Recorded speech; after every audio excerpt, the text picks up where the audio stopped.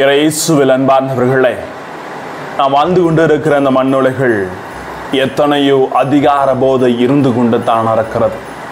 இப்படி தங்களுக்கு அதிகாரம் இருந்தும் அந்த அதிகாரங்களை நல்வழியில் செயல்படுத்திய திருமுழுக்கு யோவானின் அதிகாரத்தை பற்றியும் ஆண்டவர் இயேசு கிறிஸ்துவின் அதிகாரத்தை பற்றியும் இந்த நற்செய்தி அழகாக சிந்திக்க அழைப்பு விடுக்கிறது. ஒவ்வொருவருக்கும் ஒவ்வொன்றில் போதை இருக்கிறது. செல்வத்தின் மீதும் பணத்தின் மீதும் அதிகாரத்தின் மீதும் பிறரை ஆளுமைப்படுத்துதல் மீதும் அவர்கள் அதிகார போதையை செலுத்த முற்படுகிறார்கள். இதில் மாறுபட்ட மனிதர்களாக வாழ இறைவன் அழைப்பு விடுக்கிறார். வாங்க வார்த்தையோடு பயணம் செய்து அறிந்து கொள்ளுவோம். Praise the Lord. இயேசுவுக்கே புகழ், இயேசுவுக்கே நன்றி. இன்றைய நற்செய்தியில் அதிகாரம் குறித்து கேள்வி எழுப்பப்படுகிறது. எனவே இறைவனின் அருள் உங்களை முற்றிலுமாக நிறைத்து அதிகாரத்தை வைத்து நன்மை செய்கிற மனிதர்களாக மாறிட பாலநேசு அழைக்கிறார். வாங்க அன்புக்குரியவர்களே, அதிகாரத்தை குறித்து பல கேள்விகள் எழுந்தாலும் இயேசுவின் அதிகாரத்தை குறித்தும் புனித திருமுழுக்கு யோவானின் அதிகாரத்தை குறித்தும் ஒரு சேர ஒற்றை கேள்வி என்ற நற்செய்தி எழுப்புகிறது. அன்பார்ந்தவர்களே, இயேசுவின் அதிகாரம் சரி, புனித திருமுழுக்கு யோவானின் அதிகாரமும் சரி, இரண்டுமே விண்ணகத்திலிருந்து அருளப்பட்ட அதிகாரம் தான் என்பதை இன்றைய நற்செய்தி உறுதிப்படுத்துகிறது. அந்த அதிகாரத்தை இந்த இரண்டு பேருமே தங்கள் சுயநலத்திற்காக ஒருபோதும் பயன்படுத்தியதில்லை என்பதை நற்செய்தியின் பயிர்களை வாசிக்கின்ற பொழுது நாம் தெரிந்து கொள்ளலாம். இன்னைக்கு நம்ம கிட்ட இருக்கிற பதவிகளையும் அதிகாரம் வைத்து பிறரை மட்டம் தட்டி கொண்டு நான் தான் உயர்ந்தவன் என்ற ஒரு சுயநல வர்க்கம் இன்று இருப்பதனால் மனிதனை முழுமையாக மனிதனாகவே மதிப்பதில்லை என்பார்ந்தவர்கள்.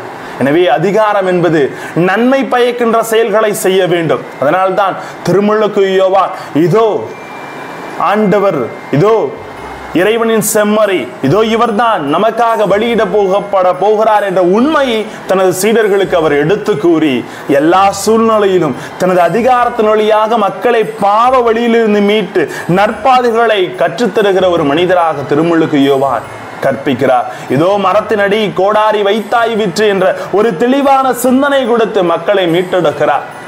உம்மிடம் எந்த அதிகாரத்தை கொடுத்து இவை செய்கிறாய் என்ற ஆண்டவர் இயேசுவிடம் எழுப்பிய பொழுது அவர் நல்ல சிந்தனைகள் வழியாக ஒவ்வொருவரையும் வழிநடத்துவதை நாம் பார்க்கிறோம் அன்பார்ந்தவர்களே.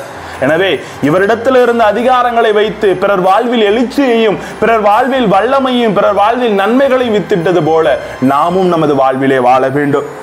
இன்றைக்கு நாம் வாழக்கூடிய உலகத்திலும் அதிகார போட்டிக்காக எத்தனையோ இழப்புகள் இந்த சமுதாயம் சந்தித்துக் கொண்டு தான் இருக்கிறது.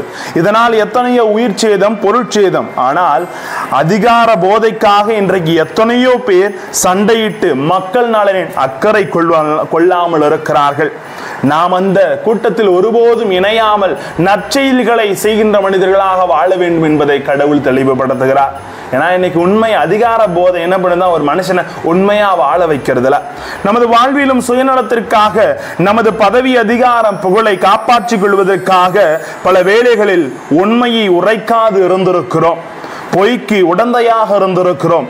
அதை தவறான தருணங்களாக உணர இன்றைய நற்செய்தி நமக்கு தெளிவுபடுத்துகிறது. இந்த தவறான உணர்வுகளை மறைத்து வாழாமல் அதை மறந்து நன்மையுள்ள மனிதர்களாக அதிகாரத்தை கொண்டு நற்செயல்களை செய்யுங்கள்.